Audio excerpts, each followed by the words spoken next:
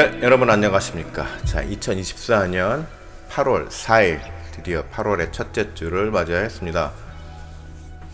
네. 자, 오늘은 호세아 시리즈 6번째 시간으로 오늘은 호세아서 6장의 말씀을 가지고 오늘 여러분들과 함께 말씀을 나누겠는데, 그 중에서도 특히 4절, 5절, 6절의 말씀을 좀 중심으로 보겠습니다.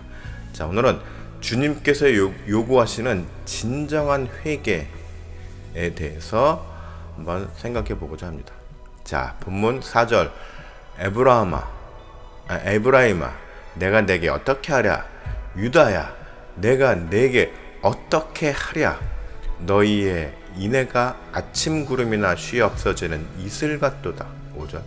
그러므로 내가 선지자들로 그들을 치고 내 입의 말로 그들을 죽였노니 내 심판은 빛처럼 나오느니라.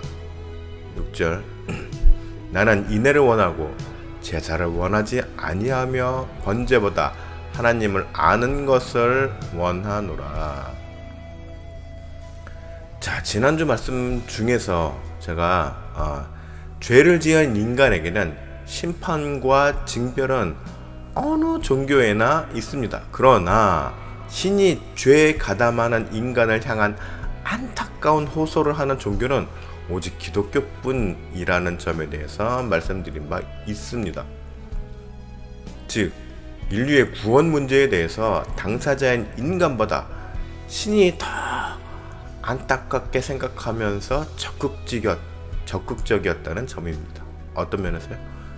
그 죄 문제를 해결하는 데 있어서 죄인 당사자인 인류보다 신이 더 적극적이었다는 말입니다. 해결하는 데. 자, 구원에 대한 신학적 정의에 대해서 역사적인 배경을 살펴보자면 AD 3세기에 카르타고의 키프리아누스는 교회의 역할을 구속자이자 보증인으로 보았습니다. 그에 따라서 그는 교회밖에는 구원이 없다라는 표현을 남겼습니다. 교회만이 구원이 있다는 것이죠. 교회 바깥에는 구원이 없다. 얼핏 들으면 맞는 말 같습니다. 그런데 이에 대해서 개신교 사상가들은 다음과 같은 문제점을 지적하고 있습니다. 교회의 역할을 구원 소망의 가시화이자 보증인이라고 주장하는 교회론에 대해서 교회의 제도를 그릇되게 강조했다 라고 한마디로 말하면 너무 오버한 것이다 이렇게 얘기한 것이죠. 즉, 예수 그리스도의 희생을 통한 인류의 죄값 치루심의 공로를 교회가 가로챘다고 보는 것입니다. 그래서 인류 구원에 대한 판단을 이미 예수님이 하실 거를 이미 미리 예단하였다고 보는 것입니다. 이런 과정 속에서 교회는 구원을 성도들을 판단하고 지배하는 도구로 만들었다고 보는 것입니다. 급기야는 어떻게 면죄부를 판매하는 지경까지 이르게 된 바탕이 되었다고 보는 것입니다. 자, 그럼 여기에는 어떤 문제가 있습니까? 주님은 우리들 한 사람 한 사람이 자신의 삶 가운데서 진정한 참회와 돌이킴의 과정을 통해 성장하고 성숙해지고 그에 따라 사역의 열매를 각자의 분량에 따라 맺으며 살아가기를 바라고 계십니다. 그런데 이러한 일련의 과정들을 모두 무시해버리고 그저 뭐만 바래요? 네, 천국행 티켓만을 바라보고 거기에만 매달리게 만들었다는 점입니다. 그러니 당연하게도 여기에는 참회도 없고 돌이킴도 없습니다. 있는데요? 우리 다 회개하는데요? 네, 설령 있다 해도 참회나 돌이킴의 겉모양만 드러내는 가증함만이 있을 뿐입니다. 제가 너무 심하게 얘기했나요? 자, 보겠습니다. 이러한 모습이 과거 중세 교회사에서에만 나오는 일이 아닙니다.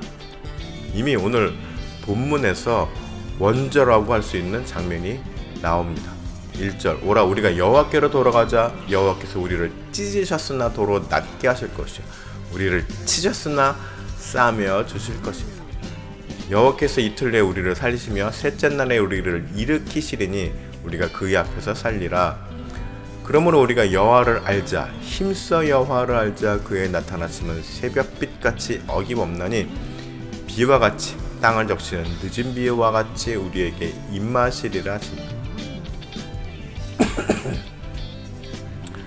자, 본문의 1절에서 3절까지의 내용을 보면은 이스라엘 백성들이 정말로 참회와 돌이킴의 어떤 행위를 하는 모습처럼 보입니다.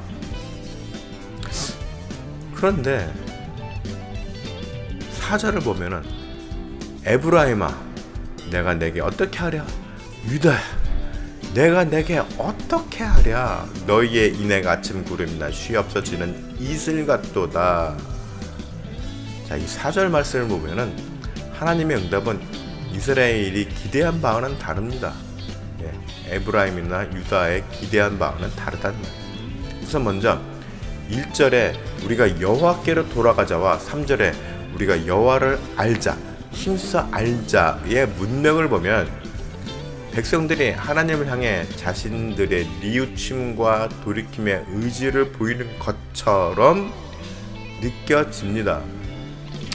그런데 우리가 보통 회개 기도를 할 때에도 참회의 자세가 진정성이 있으려면 최소한 참회 내용에 대한 구체적인 언급과 그에 대한 애통함과 속죄에 대한 고백이 선행되어야 할 것입니다. 그런데 1절의 외침 이후에 이들은 바로 하나님께서 자신들을 회복시켜 주실 것을 기대하고 있습니다. 거기에 대해서 바로 축복까지 바라는 행태를 보이고 있는 것입니다. 자, 요즘 언어로 바꾸면 어떻게 표현할 수 있을까요? 주님, 제가 잘못한 것이 있습니다. 정말 죄송합니다. 하지만 사랑의 주님께서는 저의 이러한 속죄의 모습을 기뻐 받아주시리라 믿습니다. 그리고 주의 자녀로서 다시금 축복의 자리로 세워졌을 것을 믿습니다. 어떻게 믿음 좋은 고백으로 느껴지십니까? 자, 그런데 반면에 제가 예배 때마다 속죄의 기도문으로 채택하고 있는 다윗의 시편 51편의 9절 중에서 일부를 한번 보겠습니다. 무릇 나는 내 죄가를 아오니 내 죄가 항상 내 앞에 있나이다. 내가 주께만 범죄하여 주의 목전에 악을 행하였습니다. 이것은 다윗의 고백이고 또 제가 매주마다 다윗의 고백을 빌어서 하는 고백이기도 합니다. 저의 고백이기도 합니다. 자, 오늘 본문의 1절에서 3절까지의 내용과 어떤 차이가 있는지 여러분들 느끼시는지. 우리가 주님 앞에서 진정한 속죄의 기도를 한다면 가슴 깊이 우러나온 탄식과 부끄러움 그리고 한없이 낮아지는 모습의 절규가 나올 수밖에 없습니다. 그리고 거기에는 주님의 처분을 기다리는 절절한 모습까지 있을 수밖에 없습니다. 감히 뻔뻔하게 주님의 사랑과 용서를 내 입으로 먼저 꺼낼 수 없다는 말입니다. 다윗의 기도에는 이러한 모습이 있었습니다. 그리고 하나님도 다윗의 이러한 진심을 다 알고 계시기에 용서와 회복이 이루어졌음을 우리는 놓쳐서는 안 될 것입니다.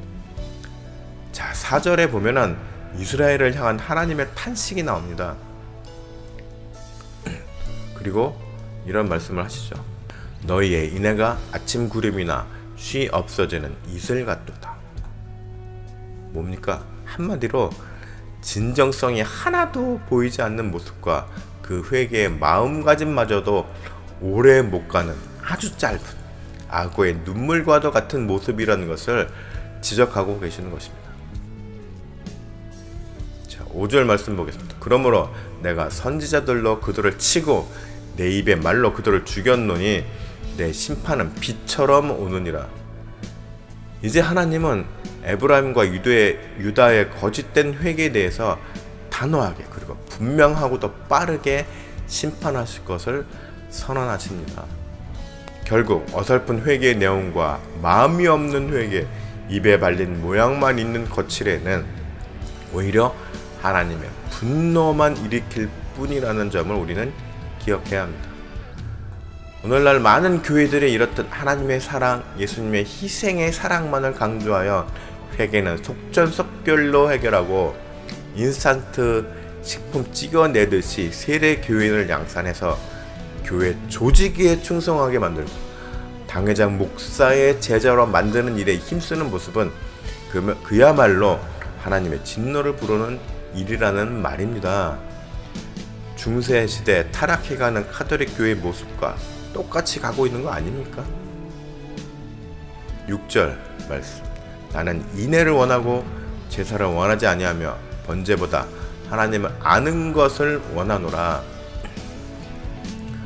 오늘날 많은 교회들이 세밀하면서도 아주 세련된 콘텐츠를 중심으로 마치 콘서트를 방불케 하는 예배에 치중합니다. 또 목회자의 설교 역시 인기 있는 연설가의 언변처럼 성도의 귀를 즐겁게 하는 내용으로 가득합니다. 그런데 거기에는 우리의 진짜 모습을 요구하신다는 메시지는 없습니다. 왜냐하면 누구나 나의 진짜 모습은 꺼내기를 싫어하기 때문입니다. 저도 마찬가지예요. 그런 걸 다 이야기하면 피착 안에 덕이 안 되기 때문에 이야기를 안 하는 것뿐이죠. 덕이 안 되기 때문에. 그리고 또 꺼려지게 되는 것이죠. 그러나 하나님 앞에서는 그러면 안 된다는 거죠. 하나님 앞에서는 나의 모든 모습을 다 벗겨서 낱낱이 드러내서 고백해야 합니다. 그런데 그것을 사람들은 싫어합니다. 저도 처음에 회개 기도를 맘먹고 시작할 때 정말 제가 어렸을 때부터 아주 어렸을 적 내가 기억나는 그 순간부터 해가지고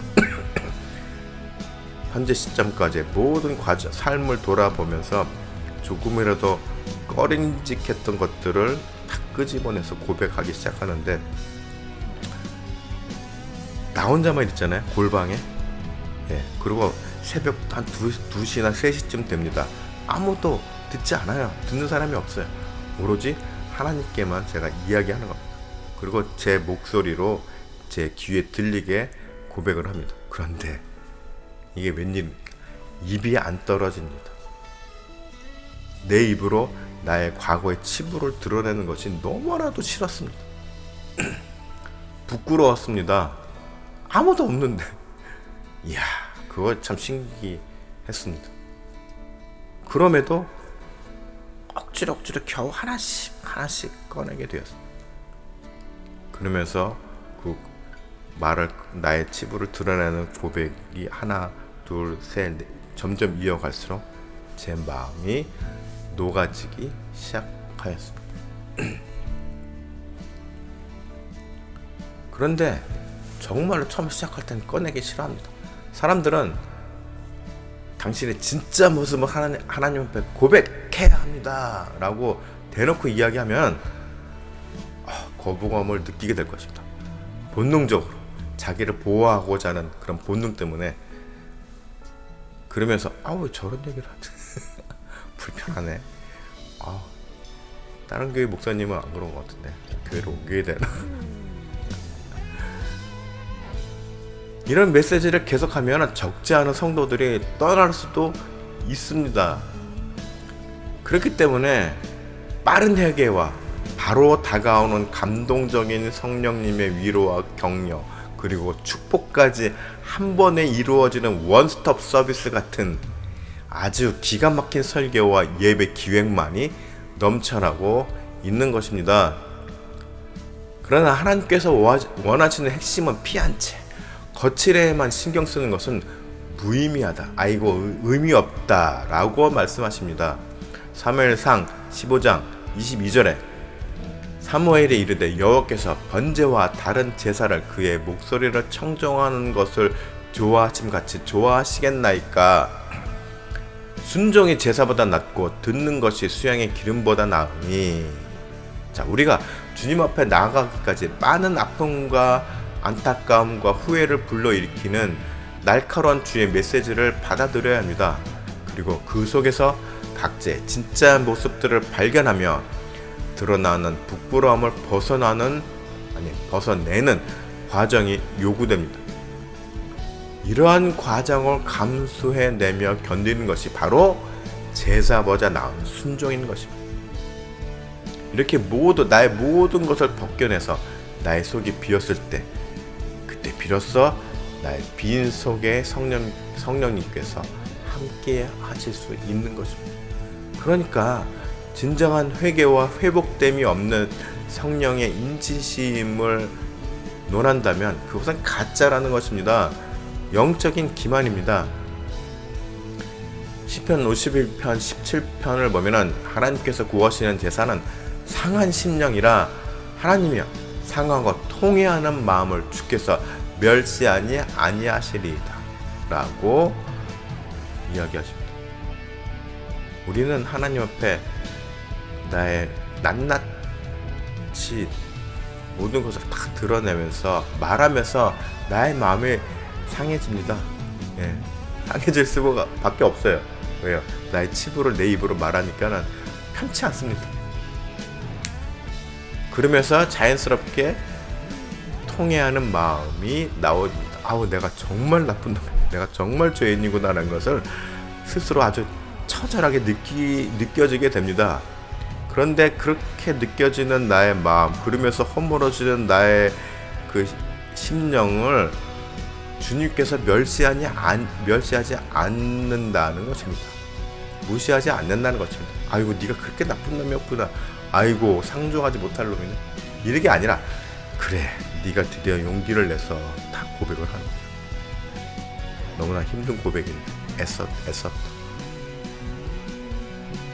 이렇게 주님께서 말씀하시는 것입니다. 여러분들 각자가 1대1로 주님 앞에 나아가고 가슴을 치며 나의 모습을 주님께 하나하나 고하면서 몸부림치는 그런 과정이 요구됩니다. 마음이 상할 정도로 죄를 드러내는 일련의 회개 과정은 각자의 상황에 따라 어느 정도 정도의 차이는 있을 수 있으나 분명한 것은 거기에 따른 고통이 수반됩니다. 그러니까 마음이 상해지는 거예요. 그 과정에서 우리는 비로소 거듭남의 의미를 깨달을 수 있게 되는 것입니다. 또한 진정한 회복의 기쁨이 무엇인지를 느낄 수 있게 됩니다. 우리가 평소에는 이렇게 호흡하면서 이 공기에, 대기의 공기, 이런 산소의 감사함을 못 느끼잖아요.